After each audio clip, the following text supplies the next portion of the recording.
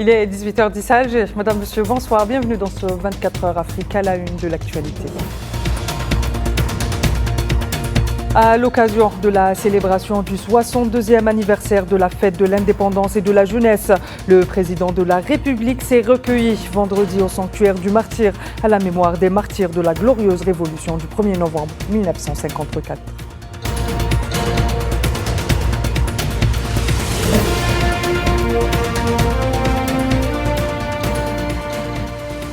L'instance supérieure indépendante pour les élections en Tunisie annonce que la période électorale débutera dimanche 14 juillet.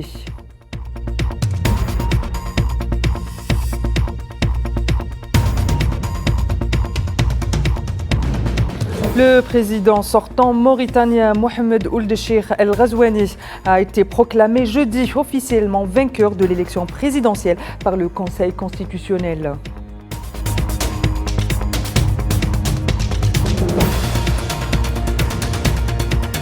Le président kényan William Ruto annonce de nouveaux emprunts pour compenser l'abandon d'un projet de loi de finances controversé.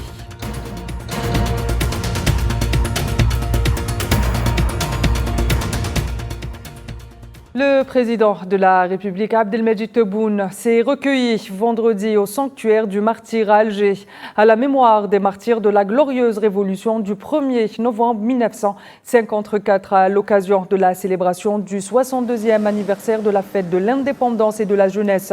Le président de la République a déposé une gerbe de fleurs devant la stèle commémorative et récité la Fatiha du Saint-Coran à la mémoire des Chouhada et de la guerre de libération nationale.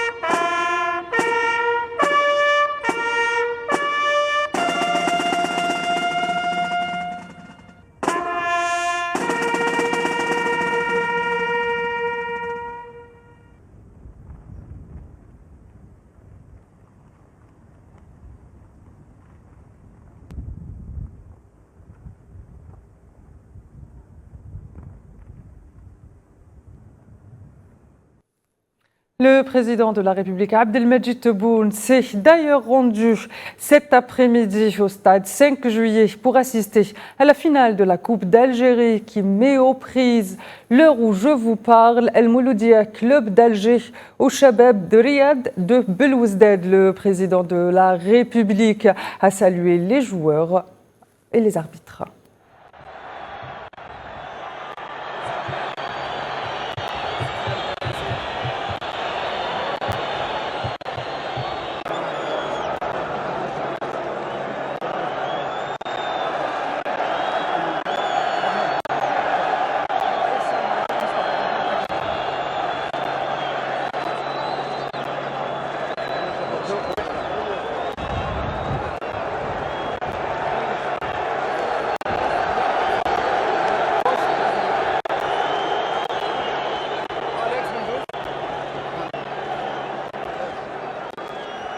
شو عيب في الجد؟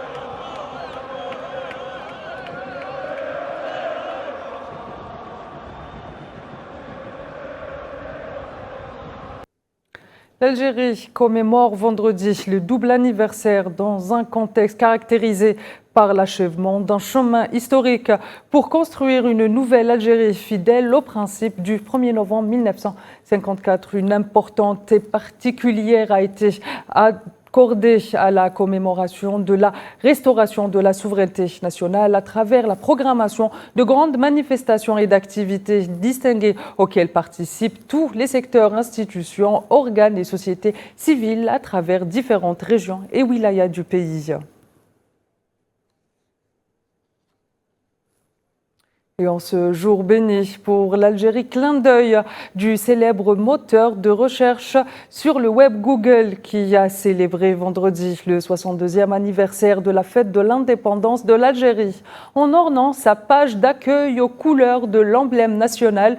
Tout comme les années précédentes, le premier moteur de recherche dans le monde a encore hissé le drapeau national flottant sur la page d'accueil. Il suffit juste de cliquer sur l'emblème national pour avoir une multitude d'informations et d'images relatives à cet événement historique.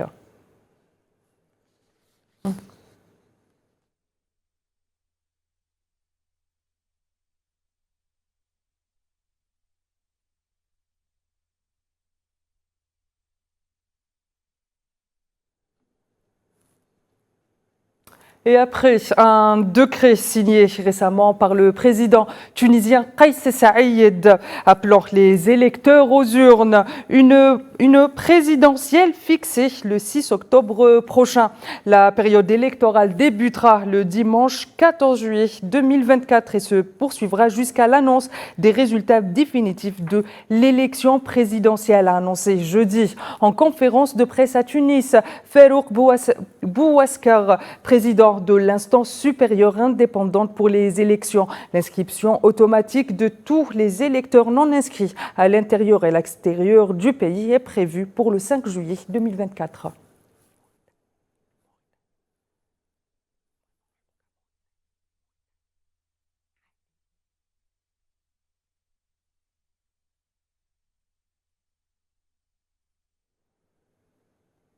Je vous le disais en titre, le président sortant mauritanien Mohamed Ould Cheikh Al-Ghazouani a été proclamé jeudi officiellement vainqueur de l'élection présidentielle par le Conseil constitutionnel. Le Conseil a validé les résultats annoncés lundi par la commission électorale et donnant Al-Ghazouani vainqueur dès le premier tour avec 56,12 des voix devant l'opposant historique Biram Dah Abiad, 22,10% et le candidat Hamadi Ould Sidi El Mokhtar, 12,78%. Le Conseil constitutionnel a été saisi d'aucun recours dans les délais impartis après l'annonce des résultats de l'élection de samedi. Ont obtenu Mohamed Ould Cheikh Al-Ghazouani 554 956, soit 56,12%. Biram Dah Abiad 218 546, soit 22,10%. Considérant que M. Mohamed Ould Cheikh Al-Ghazouani a recueilli au premier tour du scrutin du 29 juin 2024 plus de la majorité absolue des suffrages exprimés, il y a lieu de le déclarer élu président de la République islamique de Mauritanie. Les résultats que vous avez vus correspondent à peu près aux mêmes résultats que la CENI. Parce qu'il n'y a pas eu de recours, donc il n'y a pas eu d'annulation d'élection, n'est-ce pas? Ensuite, nous n'avons corrigé que les quelques erreurs de calcul. Ça arrive. Quand on manipule des chiffres comme ça, il y a forcément des erreurs de calcul. Donc, on corrige les erreurs de calcul, mais ils sont insignifiants pour pouvoir changer l'ordre normal des choses tel que donné. Drame en Mauritanie où près de 90 migrants ont péri lundi lors d'un naufrage de leur embarcation au large des côtes sur la route de l'Europe, ont indiqué jeudi l'agence officielle et un haut responsable mauritanien. Des dizaines d'autres sont portés disparus. Le drame s'est produit lorsqu'un grand bateau de pêche traditionnel a chaviré sur les côtes de l'océan Atlantique à 4 km de la ville de Diago au sud-ouest de la Mauritanie. 9 personnes, dont une fillette de 5 ans, ont été secourues par les gardes-côtes.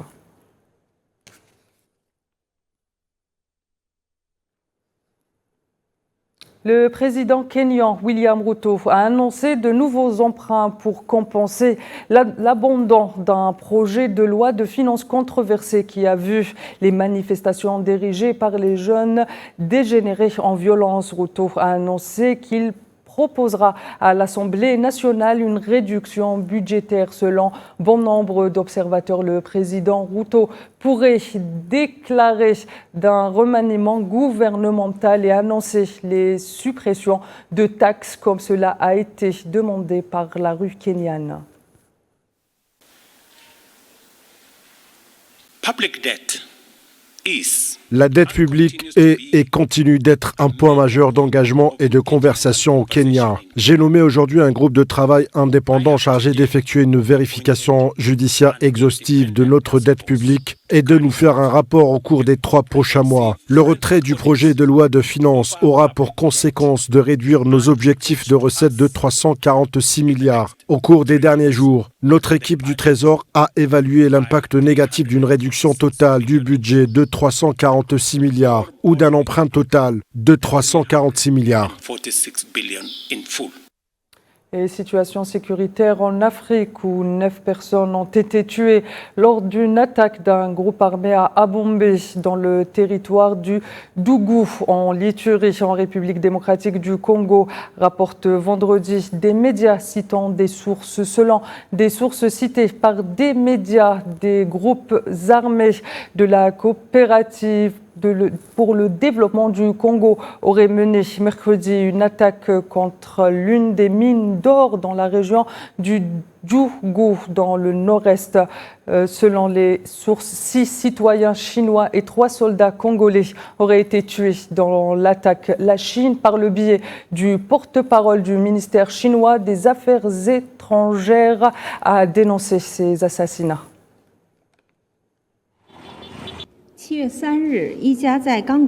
Le 3 juillet, une entreprise privée financée par la Chine en République démocratique du Congo a été la cible d'une attaque armée qui a entraîné la mort et la disparition de plusieurs ressortissants chinois. La Chine condamne fermement cette attaque et est en communication étroite avec la République démocratique du Congo, déployant tous les efforts possibles pour rechercher les ressortissants chinois disparus. Nous appelons la RDC à retrouver les coupables dans les plus brefs délais et à les punir sévèrement conformément à la loi et à prendre des mesures pratiques et efficaces pour renforcer la sécurité et la protection des ressortissants et des entreprises chinoises dans la région. Mesdames, Messieurs, c'est la fin de cette édition. Je vous donne rendez-vous dans quelques instants pour le 19 Info.